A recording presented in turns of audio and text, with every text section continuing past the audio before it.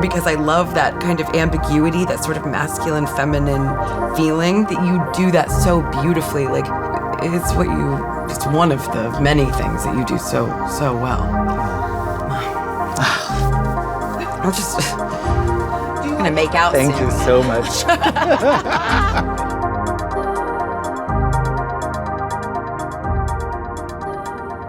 So I think we should start with when you first met. No, because I remember being introduced to you. Well, it's that Is this the night. story? Yeah, Okay. It was a Met Ball. It was, of course, one of those like big nights where we are invited to show up with like inspiring people and good friends of us. Yes. Albert Elbaz was with Emma.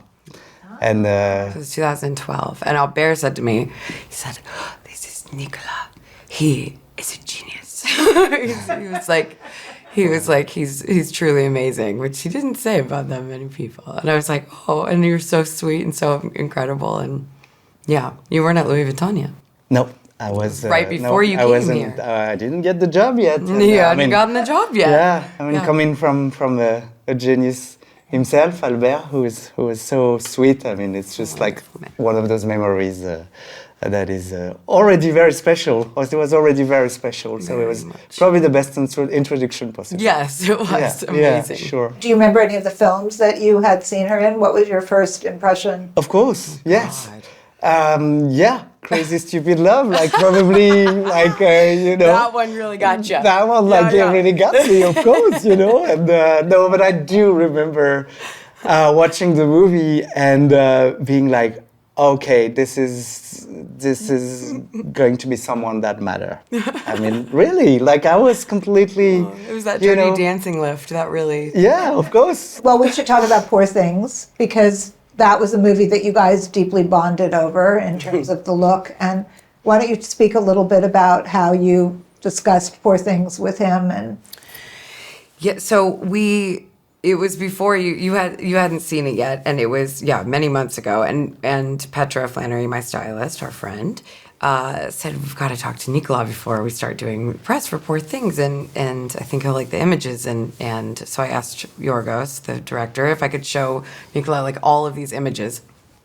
And so we had a meeting that was amazing and looked through all of this, and he sent through these sketches and these ideas that were just so inspired and original. Like they weren't a copy of anything that was actually happening on screen, but they had this inspiration to them that felt so right. And so I just got to find the strike is over. You guys hear about this? It's over.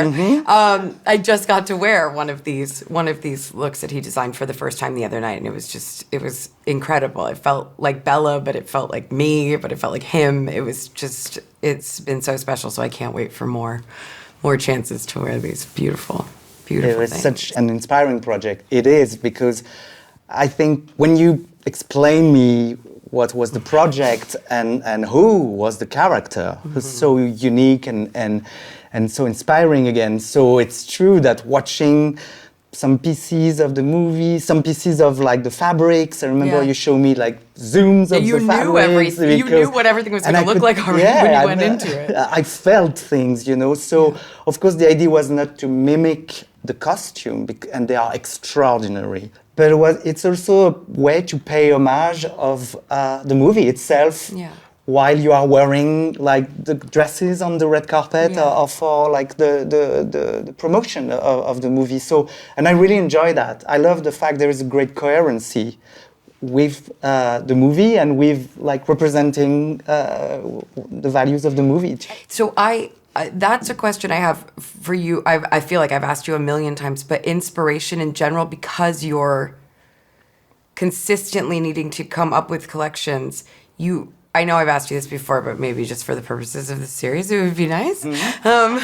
Like, where do you find it? How does it come to you as you are searching? Like, are you looking for it? It just dawns on you, or it just depends on the circumstance? I mean, from season to season and as things go on? Yeah, I mean, it's true. It's a little bit of everything. It's more than everything. It's a lot of curiosity for people and things and places. And and emotions even. Yeah. So exactly when you showed me and explained me your character, I was working on the collection, my cruise collection, Yes. that we presented in Italy in Isola Bella. Isola Bella was the name of the I have location Isola by Bella chance. sweatshirt You now. were, Bella Baxter, Isola Bella. I mean, it was a fun coincidence. But besides that, the extraordinary was the story of that collection.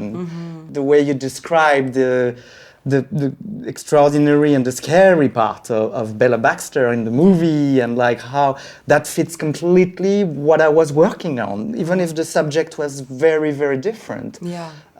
The collection was inspired by creature from the lake because we were showing in the Lac Maggiore in Italy, and so I don't know. There was many things that were very different, and at the same time they were coming from the same surrealistic world somehow. But that's sort of like in speaking about even the character of Bella, like that was something that I was thinking about a lot, like stripping away and just seeing the world through new eyes all the time. Do you have particular collections that you could... Sorry, Lynn. No, it's okay. This is great. I have questions too. You're killing it. Sorry. I was just wondering if you Fine. if you have particular collections or pieces that really stay with you where you're like, I don't know how I'm ever going to do something that's as inspired as that. Like, are there things that stay with you, or is it all kind of just like, I know my relationship to work is like, I'm like, oh, I don't like that, and now I would do it differently, and I would do something. Oh yeah, you know, of I would, course. like, Always want to do it better. Always, yeah. Yeah. But is there something that really perfectionist sticks side with you? of me, is like speaking sometimes. It's like, that was not well done. Try again. And actually, some designers, and I admire that, some créateurs or couturiers are working all their life. Yeah. Or they did actually on a coat, on like achieving the most wonderful shape and where a coat can fall or a dress can fall. So there is Just an focusing on achievement. one thing. Yeah, there is a big duality between longevity and working for the last, for lasting. When your style can last forever, hopefully, or as long as it's possible to. Do you know other designers that are really satisfied with everything they do? Yeah, of course. Yeah. Are you serious? Yeah. Of What course, what makes them keep going? Oh, I think there's probably like a certain distance with things that can help sometimes also to be more light about things. Yeah. So I'm light, but I'm very intense too. You take. I've been saying this all day. You take the work seriously, but not yourself. Yeah. Seriously. Yeah. You're Exactly. light about it, Exactly. but you take it very seriously. Yes. Yeah. Sorry, Lynn. You can ask a question now if you'd like to. Sorry, we're just chatting. Since this is your 10-year anniversary, do you look back at the 10 years and think, this worked, this didn't work, this worked, Yes, I this do. didn't? Yes, I do. Yeah. Yes. Well, more things worked than, Obviously, I'm still here. Seated with it's going okay. Emma, so I think so far. But yes, the question is, did you have an idea of what Louis Vuitton would be then that's different from your idea now? I had the idea that I would be welcome and supported, and that Vuitton was very inspiring for me because the story had to be written. Yes. Vuitton has a very short history of ready-to-wear. Yes. 25 years in totality, 15 years with Marc, and I'm celebrating my 10 years, extending from 5 more now. So I'm writing the story of fashion for women's wear at Louis Vuitton. And there is just almost no one can be in that position today. So I think that was also very attractive for me. When they invited me to join the company, to know I was going to contribute to building the beginning of that story. So it's very special. So I knew that was my mission. I was also asked to renew the classics that they wanted to. And it's really the discussion we have about things you create for the moment and things that will last, it was really that. The direction that was asked, it was create something, but then we would love those things to substitute our classic and create new classics. And so it happened. not for everything, but it did. So That's a real challenge. Yeah.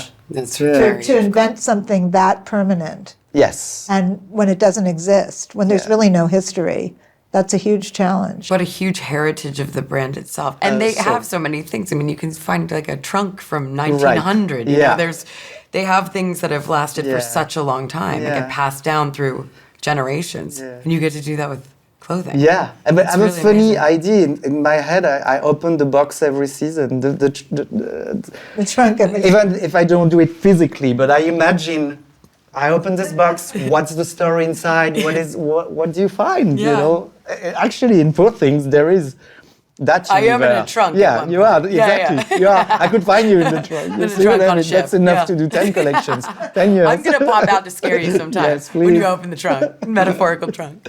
Well, I think we have to stop. Oh my God, we did it! We did. It was beautiful. We could go So all much day. fun. That was great. You have more questions? I have millions, but I'll just text them. Well, that was wonderful. Thank you so much. Thank you so much for giving me this. So special.